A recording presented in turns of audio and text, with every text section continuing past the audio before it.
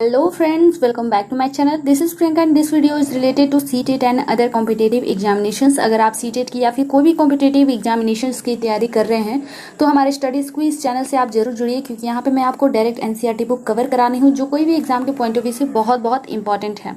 तो अभी आप जो स्क्रीन पे देख रहे हैं, अब मैं उसके बारे में बात कर ले रही हूँ। तो ये है NCERT बुक क्लास 7 का पॉलिटी और क्लास 6 का मैं आपको साइंस और सोशल साइंस दोनों कंप्लीट करा चुकी हूँ, और क्लास 7 का जियोग्राफी भी हमारा कंप्लीट हो चुका है। तो अभी तक आपने मेरे वो वीडियोस नहीं देखे हैं तो प्लेलिस्ट पे जाइए, टोटल वीडियोस आपको वहाँ पे मिल जाएंगे, आप वहाँ से देख लीजिएगा। और इन वीडियोस के अगर आप PDF फॉर्म चाहते हैं तो मुझे टेलीग्राम चैनल पे फॉलो कीजिए, वहाँ पे स्टडी क्विज ही सर्च कीजिएगा, चैनल आपको मिल जाएगा, PDF भी आपको वहाँ पे अपलोड कर दिया गया है। तो ठीक है, तो चलिए मैं स्टार्ट कर रही हूँ। लेकिन स्टार्ट करने से पहले इतना ही कहूँगी कि यहाँ पे मैं इंपॉर्टेंट चीज़ को ही सिर्फ कवर कराऊंगी जो एग्जाम के पॉइंट ऑफ व्यू से इंपॉर्टेंट होगा। ठीक है, कुछ वर्क मैं करूँगी, कुछ वर्क आपको भी करने के लिए मैं दूंगी जो आपको करना है। ओके, वीडियो पसंद आता है तो प्लीज़ इसे लाइक शेयर ज़रूर किया कीजिएगा। चैनल पे आप नए होंगे तो मुझे सब्सक्राइब भी ज़रूर कीजिएगा। ओके, तो चलिए मैं स्टार्ट करती हूँ। यहाँ पे देख लीजिए, इस चैप्टर का नाम है औरतों ने बदली दुनिया। ठीक है, इसके पहले का जो चैप्टर था उसमें लड़के और लड़कियों में भेदभाव कैसे होते हैं इसके बारे में जानकारी दी गई थी, और ये लेसन 5 है, वो लेसन 4 था। ठीक है, तो औरतों ने कैसे दुनिया को बदल दी, चेंज कर दी, कैसे कैसे पहले से अब चेंज हुआ है, इसके बारे में यहाँ पे बात किया गया है। तो मैं स्टार्ट करती हूँ यहाँ से, क्योंकि मैं पेडागोजी सेशन भी लेके चल रही हूँ तो इसलिए ये इंपॉर्टेंट होता है। तो इसको देने का उद्देश्य दो ही बनता है। अगर क्वेश्चन में आप सभी क्या आ जाए कि जो है पॉलिटी का बुक क्लास 6 से या 7 का या फिर 8 का भी आप कह सकते हो कि चैप्टर स्टार्ट करने से पहले कुछ पैराग्राफ दिया रहता है, उसका देने का उद्देश्य क्या है। तो उद्देश्य यहाँ पे दो ही बनता है कि टीचर को पढ़ाने के समय में ये पता चल जाता है कि उसे क्या पढ़ाना है, और बच्चों को भी समझ में आ जाता है कि आज हम लोग इस चैप्टर के दौरान पढ़ने वाले क्या है। ठीक है, तो यहाँ पे कह रहा है, पिछले अध्याय में हमने जाना कि किस तरह महिलाओं द्वारा किया जाने वाला घर का काम नहीं माना जाता है। हमने यह भी पढ़ा कि घरेलू काम और परिवार के सदस्यों की देखभाल करना पूरे समय का काम है, और इस कार्य को प्रारंभ और समाप्त करने का कोई निश्चित समय भी नहीं है। इस अध्याय में हम घर के बाहर के कुछ कामों को देखेंगे और समझेंगे कि कैसे कुछ व्यवसाय महिलाओं की अपेक्षा पुरुषों के लिए अधिक उपयुक्त समझे जाते हैं। हम यह भी ज्ञात करेंगे कि समानता प्राप्त करने के लिए स्त्रियों ने कैसे संघर्ष किया है। पहले भी और आज भी शिक्षा प्राप्त करना एक ऐसा तरीका है जिससे महिलाओं के लिए नए अवसर निर्मित किए जा सकते हैं। साथ ही इस अध्याय में हम हाल के वर्षों में महिला आंदोलन द्वारा भेदभाव को चुनौती देने के लिए किए जाने वाले विभिन्न प्रकार के प्रयत्नों के बारे में भी संक्षिप्त रूप से जानेंगे। यहाँ पे देखिए कितना सुंदर एक फिगर दिखाया गया है। अगर आपको अच्छे से देखने की इच्छा करे तो इसे स्क्रीनशॉट ले सकते हो। यहाँ पे बहुत ये जो है मैसेज देने की कोशिश कर रहा है ये फिगर। कौन क्या काम करता है ये कोई इंपॉर्टेंट है नहीं, क्योंकि ये बच्चे की बुक है तो उसमें बच्चों को कुछ टास्क दिया जा रहा है। ठीक है, और ये भी कोई इंपॉर्टेंट नहीं है, तो मैं नीचे ले चलती हूँ। अगर आपको पढ़ने की इच्छा करे तो इसे स्क्रीनशॉट ले लो या फिर आप PDF डाउनलोड करके वहां से देख लीजिएगा। यहाँ पर देखिए, भारत में 83.6% महिलाएं खेतों में काम करती हैं। तो नोट डाउन कीजिएगा, सीटेट वाले स्टूडेंट जितने हैं इनसे ही क्वेश्चंस काफी सीटेट में बनता है, तो आपको कंफ्यूजन हो जाता है। तो ये नोट डाउन कीजिएगा कि 83.6% जो है महिला खेत में काम करती हैं। उनके कामों में पौधा रोपण, खरपतवार निकालना, फसल काटना और कुटाई करना शामिल है। फिर भी जब हम किसान के बारे में सोचते हैं तो हम एक पुरुष के बारे में ही सोचते हैं। ठीक है, स्रोत यहाँ पे दिया गया है 61वां नेशनल सैंपल सर्वे 2004 और 5 के अनुसार यहाँ पे ये दिया गया है। ठीक है, आगे है, रोजी मैडम की कक्षा में 30 बच्चे हैं, उसने अपनी कक्षा में से यह अभ्यास कराया, परिणाम इस प्रकार है, देख सकते हो, स्क्रीनशॉट लेके देख लेना। मैं आपको ले चलती हूँ यहाँ पे कम अवसर और कठोर अपेक्षाएं के बारे में जानते हैं। रोजी मैडम की कक्षा के अधिकांश बच्चों ने नर्स के लिए महिलाओं के और पायलट के रूप में पुरुषों के चित्र बनाए। ऐसा उन्होंने इस कारण किया कि उन्हें लगता है कि घर के बाहर भी महिलाएं कुछ खास तरह के काम ही अच्छी तरह से कर सकती हैं। उदाहरण के लिए बहुत से लोग मानते हैं कि महिलाएं अच्छी नर्स हो सकती हैं। आगे है, क्योंकि वे अधिक सहनशील और विनम्र होती हैं, इसे परिवार में स्त्रियों की भूमिका के साथ मिलाकर देखा जाता है। इस प्रकार से माना जाता है कि विज्ञान के लिए तकनीकी दिमाग की जरूरत होती है और लड़कियां और महिलाएं तकनीकी कार्य करने में सक्षम नहीं होती है। ओके, आगे है, अनेक लोग इस प्रकार की रूढ़िवादी धारणाओं में विश्वास करते हैं, इसलिए बहुत सी लड़कियों को डॉक्टर व इंजीनियर बनने के लिए अध्ययन करने और प्रशिक्षण लेने के लिए वे सहयोग नहीं मिल पाता है जो लड़कों को मिलता है। अधिकांश परिवारों में स्कूली शिक्षा पूरी हो जाने के बाद लड़कियों को इस बात के लिए प्रेरित किया जाता है कि वे शादी को अपने जीवन का मुख्य लक्ष्य मान लें। यह समझना आवश्यक है कि हम ऐसे समाज में रह रहे हैं जहां सभी बच्चों को अपने चारों ओर की दुनिया के दबावों का सामना करना पड़ता है। कभी यह दबाव बड़ों की अपेक्षाओं के रूप में होता है तो कभी यह हमारे अपने ही मित्रों के गलत तरीकों से चिढ़ाने के कारण पैदा हो जाता है। लड़कों पर ऐसी नौकरी प्राप्त करने का दबाव होता है जिसमें उन्हें अधिक वेतन मिले। यदि वे दूसरे लड़कों की तरह व्यवहार नहीं करते हैं तो उन्हें चिढ़ाया जाता है और धौंस दी जाती है। आपको याद होगा कि कक्षा 6 की पुस्तक में आपने पढ़ा था कि लड़कों को बचपन से ही दूसरों के सामने रोने पर चिढ़ाया जाता है। अब मैं यहाँ पे एक स्किप कर रही थी। ये जो फिगर आप लोग देख रहे हैं ये है नीतालाल, इनके बारे में यहाँ पे इन्होंने कुछ अपने बारे में यहाँ पे बताया है, उसको यहाँ पे दिखाया गया है। ठीक है, तो इससे आप क्वेश्चंस एक दो सीटेट में खासतौर पे बन सकते हैं, तो इसे स्क्रीनशॉट ले लीजिएगा। मैं आती हूँ आपको यहाँ पे परिवर्तन के लिए सीखना। ये नीचे जो देख रहे हो ये स्टोरी है, ये एग्जाम के पॉइंट ऑफ व्यू से इंपॉर्टेंट नहीं है। आपको पढ़ने की इच्छा करे तो आप इसे स्क्रीनशॉट ले लेना, पढ़ लेना, बट मैं यहाँ आपको कवर कराऊंगी। पहले हम लोग इसको देख रहे हैं। जेवियर अपना 10वीं बोर्ड का परीक्षा फल देखकर खुश था, यद्यपि विज्ञान और गणित में उसे बहुत अधिक अंक न मिले, लेकिन अपने पसंदीदा विषय इतिहास और भाषाओं में उसने अच्छा किया था। जब उसके माता पिता ने परिणाम देखे तो वे खुश नहीं हुए। ठीक है, तो इन सब के बारे में यहाँ पे बातचीत दिखाई गई है। मैं इसे छोटा कर दूंगी, आप इसे देख लीजिएगा। और यहाँ पे परिवर्तन के लिए सीखना, इसको कवर कर ले रहे हैं। स्कूल जाना आपके जीवन का बहुत महत्वपूर्ण हिस्सा है। जैसे जैसे स्कूलों में हर साल अधिकाधिक संख्या में बच्चे प्रवेश ले रहे हैं, हम सोचने लगे हैं कि सब बच्चों के लिए स्कूल जाना एक साधारण बात है। आज हमारे लिए यह कल्पना करना भी कठिन है कि कुछ बच्चों के लिए स्कूल जाना और पढ़ना पहुंच से बाहर की बात या अनुचित बात भी मानी जा सकती है। आगे है, परंतु अतीत में लिखना और पढ़ना कुछ लोग ही जानते हैं। अधिकांश बच्चे वही काम सीखते हैं जो उनके परिवार में होता है या बुजुर्ग करते हैं। लड़कियों की स्थिति और भी खराब थी। उन समाजों में जहां लड़कों को पढ़ना लिखना सिखाया जाता था, लड़कियों को अक्षर तथा सीखने की अनुमति नहीं थी। यहाँ तक कि उन परिवारों में भी जहां कुम्हारी, बुनकरी, जिसे बुनकरी किसी कहते हैं, जिसे जो वस्त्र जो है वो बुनते हैं, हस्तकला सिखाई जाती है। यह धारणा थी कि लड़कियों और औरतों का काम केवल सहायता करने तक ही सीमित थी। उदाहरण के लिए कुम्हार के व्यवसाय में स्त्रियां मिट्टी एकत्र करती थी और बर्तन बनाने के लिए उसे तैयार करती थी। क्योंकि वे चाक नहीं चलाती थी इसलिए उन्हें कुम्हार नहीं माना जाता था। मैं ऊपर ये बोली थी कि इसको मैं छोटा कर दूंगी, तो इसे छोटा कर दे रही हूँ। फिलहाल अभी आप स्क्रीनशॉट इसे ले सकते हो। मैं फिर चलती हूँ आगे। 19वीं शताब्दी में, यानी लगभग 200 वर्ष पूर्व की बात कर रहे हैं, शिक्षा के बारे में कई नए विचार ने जन्म लिए। विद्यालय अधिक प्रचलन में आ गए और वे समाज जिन्होंने स्वयं कभी पढ़ना लिखना नहीं सीखा था अपने बच्चों को स्कूल भेजने लगे। तब भी लड़कियों की शिक्षा को लेकर बहुत विरोध हुआ। इसके बावजूद बहुत सी स्त्रियों और पुरुषों ने बालिकाओं के लिए स्कूल खोलने का प्रयत्न किया। स्त्रियों ने पढ़ना लिखना सीखने के लिए संघर्ष किया। आइए हम राजसुंदरी देवी, जिनका जन्म है 1800 में, मृत्यु है 1890 में, का अनुभव पढ़ें। जो 200 वर्ष पूर्व पश्चिमी बंगाल में पैदा हुई थी। 60 वर्ष की अवस्था में उन्होंने बांग्ला भाषा में अपनी आत्मकथा लिखी। उनकी पुस्तक आमार जीवन किसी भारतीय महिला द्वारा लिखित पहली आत्मकथा थी। तो नोट डाउन कीजिएगा, बहुत इंपॉर्टेंट है सीटेट के स्टूडेंट खास तौर पे।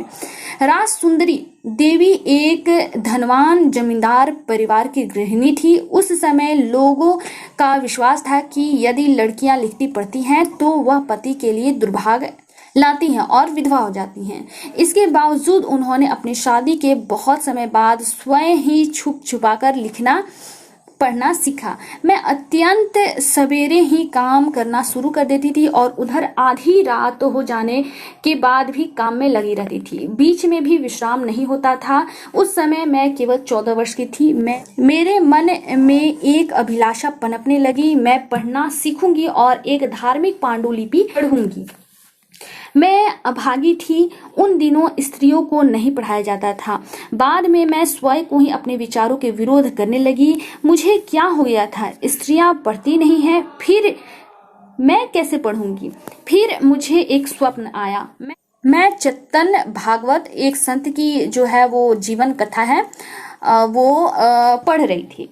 बाद में दिन के समय जब मैं रसोई में बैठी हुई भोजन बना रही थी, मेरे पिता को सबसे बड़े बेटे से कहते हुए सुना, विपिन, मैं अपनी चैतन्य भागवत यहाँ छोड़ी है, जब मैं इसे मांगूंगा तुम इसे अंदर ले आना। वे पुस्तक वहीं छोड़कर चले गए। जब पुस्तक अंदर रख दी गई, मैंने चुपके से उसे एक पन्ना निकाल लिया और सावधानी से उसे छुपा दिया।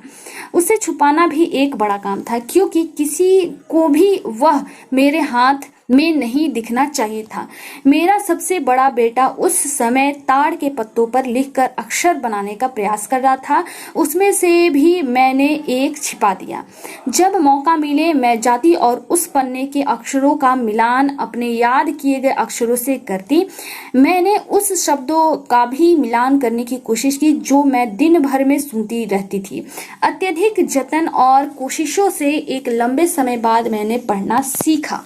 ठीक है, आगे है, राजसुंदरी देवी के अक्षर ज्ञान ने उन्हें चैतन्य भागवत पढ़ने का अवसर दिया। स्वयं अपने लेखन से उन्होंने संसार को उस समय की स्त्रियों के जीवन के बारे में जानने का एक अवसर दिया। राजसुंदरी देवी ने अपने दैनंदिन जीवन के अनुभवों को विस्तार से लिखा।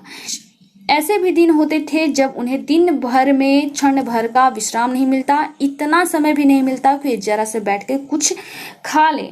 ठीक है, यहाँ पे आप देखिए, राजसुंदरी देवी और रुकैया हुसैन, जिन्होंने पढ़ने लिखने की अनुमति नहीं मिलती थी, की स्थिति के विपरीत वर्तमान समय में भाग के बड़ी संख्या में लड़कियां स्कूल जा रही हैं। इसके बावजूद भी बहुत सी लड़कियां गरीबी, शिक्षण सुविधाओं के अभाव में, भेदभाव के कारण स्कूल जाना छोड़ देती हैं। सभी समाज के वर्गों की पृष्ठभूमियों वाले बच्चे को शिक्षण की समान सुविधाएं प्रदान करना, विशेष करके लड़कियों को, आज भी भारत में एक चुनौती है। ठीक है, यहाँ पे मैं इनका जो है रुकैया सखावत हुसैन और लेडी लैंड का उनका सपना, यहाँ पे मैं इसे छोटा कर दी हूँ, आप इसे स्क्रीनशॉट ले लीजिएगा, वीडियो लंबा हो जाता है तो इसलिए मैं उसे कवर नहीं करा रही हूँ। ओके, आगे है यहाँ पे वर्तमान समय में शिक्षा और विद्यालय, अब की स्थिति कैसी है, अब इसके बारे में जान लेते हैं। आज के युग में लड़के और लड़कियां विशाल संख्या में विद्यालय जा रहे हैं, लेकिन फिर भी हम देखते हैं कि लड़कों और लड़कियों की शिक्षा में अंतर है। भारत में हर 10 वर्ष में जनगणना होती है, जिसमें पूरे देश की जनसंख्या की गणना की जाती है। इसमें भारत में रहने वाले के जीवन में भी विस्तृत जानकारियां एकत्रित की जाती हैं, जैसे उनकी आयु, पढ़ाई, उनके द्वारा किए जाने वाले काम आदि। इस जानकारी के इस्तेमाल में हमने अनेक बातों के आकलन के लिए करते हैं, जैसे शिक्षित लोगों की संख्या और स्त्री और पुरुषों का अनुपात। 1961 की जनसंख्या के अनुसार सब लड़कों और पुरुषों 7 वर्ष एवं उससे अधिक की आयु के का 40% शिक्षित था, अर्थात वे कम से कम अपना नाम लिख सकते थे। इसकी तुलना में लड़कियों तथा स्त्रियों में केवल 15% भाग ही शिक्षित था। 2011 की जनगणना के अनुसार लड़कों व पुरुषों में यह संख्या बढ़कर 82% हो गई और शिक्षित लड़कियों तथा स्त्रियों की संख्या में 65% हो गया। इसका आशय यह हुआ कि पुरुषों और स्त्रियों दोनों के बीच ऐसे अनुपात बढ़ गया है जो पढ़ लिख सकते हैं और जिन्हें कुछ हद तक शिक्षा मिल चुकी है। लेकिन जैसा कि आप देख सकते हैं कि अब भी स्त्रियों की तुलना में पुरुषों का प्रतिशत अधिक है, इसके बीच का अंतर अभी भी समाप्त नहीं हुआ है। तो इसको आप स्क्रीनशॉट ले लीजिएगा, सीटेट में से काफी क्वेश्चंस बनते हैं, आ भी चुके हैं, आगे भी आ सकते हैं। आगे है, नीचे दी गई तालिका में विभिन्न वर्गों के उन लड़कों एवं लड़कियों का प्रतिशत दर्शाया गया है जो बीच में ही विद्यालय छोड़ देते हैं। अनुसूचित जाति जिसे हम एससी कहते हैं और अनुसूचित जनजाति जिसे हम एसटी कहते हैं कि लड़के और लड़कियां इसमें शामिल हैं। आगे है यहाँ पे, इसको स्क्रीनशॉट लेके नोट डाउन जरूर कीजिएगा, इंपॉर्टेंट है। आगे मैं बढ़ लेती हूँ। संभवतः आपने ऊपर दी गई तालिका में इस बात पर ध्यान दिया होगा कि सब लड़कियों की श्रेणी की तुलना में अनुसूचित जाति और अनुसूचित जनजाति की लड़कियों की स्कूल छोड़ने के दर अधिक है। ठीक है, इसका अर्थ यह हुआ कि दलित व आदिवासी पृष्ठभूमि की लड़कियों के स्कूल में रहने की संभावना कम रहती है। वर्ष 2011 की जनगणना से यह भी पता चलता है कि अनुसूचित जाति और अनुसूचित जनजाति लड़कियों की अपेक्षा मुस्लिम लड़कियों की प्राथमिक शिक्षा पूरी करने की संभावना और भी कम रहती है। मुस्लिम लड़कियां स्कूल में लगभग 3 वर्ष रह पाती हैं, जबकि अन्य समुदायों की लड़कियां 4 वर्ष तक समय बिता पा रही हैं। दलित, आदिवासी और मुस्लिम वर्ग के बच्चों के स्कूल छोड़ देने के अनेक कारण हैं। देश के अनेक भागों में, विशेषकर ग्रामीण और गरीब क्षेत्रों में नियमित रूप से पढ़ाने के लिए न उचित स्कूल है और न ही शिक्षक। यदि विद्यालय घर के पास न हो तो लाने ले जाने के लिए किसी साधन या बस या वैन आदि की व्यवस्था न हो तो अभिभावक लड़कियों को स्कूल नहीं भेजना चाहते हैं। ठीक है, कुछ परिवार अत्यंत निर्धन होते हैं और अपने सब बच्चों को पढ़ाने का खर्चा नहीं उठा पाते। ऐसी स्थिति में लड़कों को प्राथमिकता मिल जाती है। बहुत से बच्चे इसलिए भी स्कूल छोड़ देते हैं क्योंकि उनके साथ उनके शिक्षक और सहपाठी भेदभाव करते हैं, जैसा कि ओम प्रकाश वाल्मीकि के साथ हुआ था। आगे भी यहाँ पे लड़के और लड़कियों का यहाँ पे प्रतिशत दर्शाया गया है, आप देख सकते हो। 2014 में शुरू हुई बेटी बचाओ बेटी पढ़ाओ अभियान के बारे में पता करें। ठीक है, तो कब चालू हुई थी? तो ये स्टार्ट हुआ था आपको 2014 में, इसको नोट डाउन कीजिएगा। आगे है महिला आंदोलन, ये बहुत इंपॉर्टेंट है, इसको स्क्रीनशॉट लेते जाइएगा। अब महिलाओं और लड़कियों को पढ़ने का और स्कूल जाने का अधिकार है। अन्य क्षेत्र भी हैं जैसे कानूनी सुधार, हिंसा और स्वास्थ्य, जहां लड़कियों और महिलाओं की स्थिति बेहतर हुई है। ये परिवर्तन अपने आप नहीं आए हैं, औरतों ने व्यक्तिगत स्तर पर और आपस में मिलकर इन परिवर्तनों के लिए संघर्ष किए हैं। इन संघर्षों को महिला आंदोलन कहा जाता है। देश में विभिन्न भागों में कई औरतों और कई महिला संगठन इस आंदोलन के हिस्से हैं। कई पुरुष भी महिला आंदोलन का समर्थन करते हैं। इस आंदोलन में जुटे लोगों की मेहनत, निष्ठा और उनकी विशेषताएं इसे एक बहुत ही जीवंत आंदोलन बनाती हैं। इसमें चेतना जागृत करने, भेदभाव का मुकाबला करने और न्याय हासिल करने के लिए भिन्न भिन्न रणनीतियों का उपयोग किया गया है। इनकी कुछ झलकियां आप यहाँ देख सकते हैं, यहाँ पे साइड में भी आप देख सकते हो। और अब आते हैं हम लोग अभियान। भेदभाव और हिंसा के विरोध में अभियान चलाना महिला आंदोलन का एक महत्वपूर्ण हिस्सा है, नोट डाउन कीजिएगा, बहुत इंपॉर्टेंट है। अभियानों के फलस्वरूप नए कानून भी बने हैं। सन 2006 में एक कानून बना है जिससे घर के अंदर शारीरिक एवं मानसिक हिंसा को भोग रही औरतों को कानूनी सुरक्षा दी गई है। तो कब बना है? 2006 में बना है। इसी तरह महिला आंदोलन के अभियानों के कारण 1997 में सर्वोच्च न्यायालय ने कार्य के स्थान पर शैक्षणिक संस्थानों में महिलाओं के साथ होने वाले यौन प्रताड़ना से उन्हें सुरक्षा प्रदान करने के लिए दिशा निर्देश जारी किए हैं। तो इससे भी काफी सीटेट में क्वेश्चन आ चुके हैं, कोई भी एग्जाम के लिए भी बहुत इंपॉर्टेंट है, स्क्रीनशॉट ले लीजिएगा।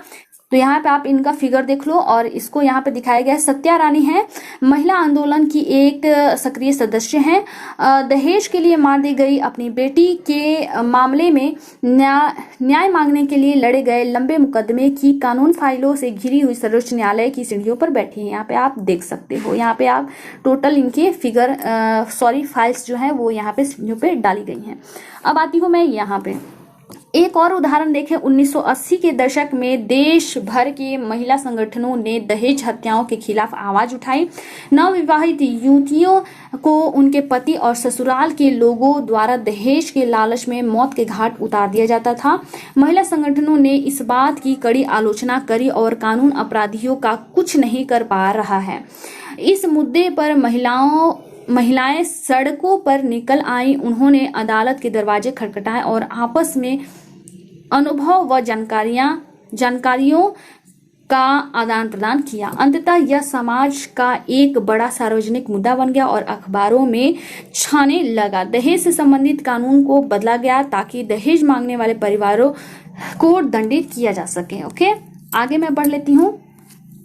यहाँ पे जागरूकता बढ़ाना, औरतों के अधिकार के संबंध में समाज में जागरूकता बढ़ाना भी महिला आंदोलन का एक प्रमुख कार्य है। जितने कार्य हैं आप सबको स्क्रीनशॉट लेके नोट डाउन करते जाइएगा। गीतों, नुक्कड़ नाटकों और जनसभाओं के माध्यम से वह अपने संदेश लोगों के बीच पहुंचा सकती है। इसको भी आप लोग नोट डाउन कर लीजिएगा। विरोध करना, जब महिलाओं के हितों का उल्लंघन होता है जैसे कानून अथवा नीति द्वारा, तो महिला आंदोलन ऐसे उल्लंघनों के खिलाफ आवाज उठाता है। लोगों को ध्यान खींचने के लिए रैलियां, प्रदर्शन आदि बहुत असरकार तरीके हैं। ठीक है, आगे मैं बढ़ लेती हूँ। बंधुत्व व्यक्त करना, इन सबको आप स्क्रीनशॉट लेके और देख लीजिएगा एक नज़र में। ये यहाँ से आपके जो है अभ्यास स्टार्ट हो गए हैं जिसे आपको ज़रूर कवर करना है, बहुत बहुत इंपॉर्टेंट है।